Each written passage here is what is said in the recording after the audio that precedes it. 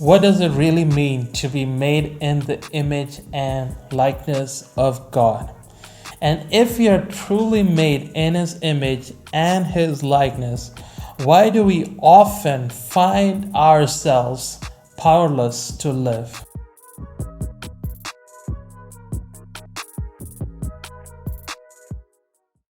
This is your host, Robin, and welcome to the DNA series on identity. Today we start on the second part of Genesis 1:26. It says, "Let us make man in our image, after our likeness, and let them have dominion." Today we're going to just focus on the dominion part. And when God says, "Let them have dominion," He meant that they would have dominion over all of earth. So, what does it mean to have dominion? When you look at creation, God created the plants, the fish, the animals. When He created them each according to its kind, to bear the image and likeness of itself. But when it comes to you and me, God not only created us after His kind, after His image and likeness, He also gave us dominion over all of the things on earth. See, we were made to resemble God and rule over everything. Rule over everything. Everything, including our circumstances, our life. Psalms 8:6 puts it this way: "You have given him dominion," talking about us, over the works of your hands, over the works of God's hands, and you have put all things under his feet. Come on, it says all things, not some. He's given us dominion of all things. All things are under our feet. Romans 6 puts it this way: "For sin will have no dominion over you." See, God didn't create us to be miserable on earth. He gave each of us the ability to speak and create life, to lead, and more than anything, to have dominion on earth. See, dominion itself implies that there is a kingdom and there is a king. And guess what? That kingdom is the kingdom of heaven that John the Baptist preached about. That kingdom is the kingdom of heaven that Jesus Himself preached about. And that kingdom is the kingdom of heaven that Jesus told His disciples to continue to speak about.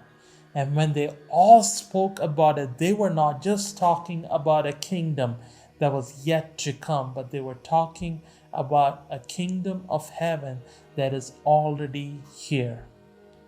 See, dominion is not about creating something new, but it's about believing and enforcing what God has already given in your hands.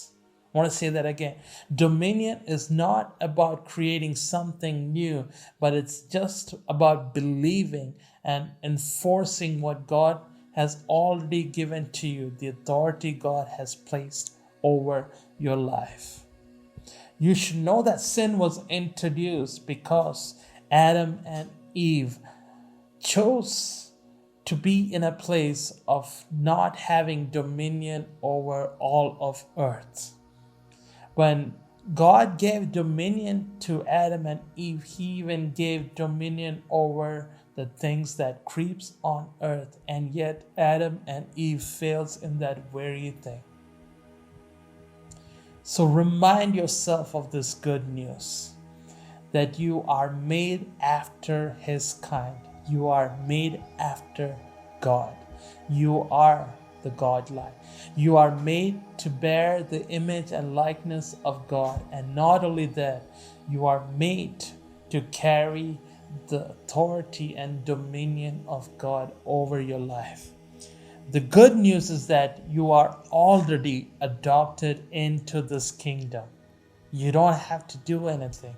You are already adopted into this kingdom by God, and you have been given authority on earth. The good news is that you are a carrier of the identity of heaven on earth. When you speak, the kingdom of heaven moves on your behalf because you are carrying the dominion and authority of heaven, and you are walking in the position that God has put on your life, where all things are under your feet. This is why the entire earth is filled with His glory, because He has created sons and daughters to carry the dominion and authority of heaven on earth, to be sons and daughters who does the will of the Father on earth as it is in heaven. Remember, you carry the identity of heaven on earth. Remember, you are made in His DNA. You are designed and accepted by God.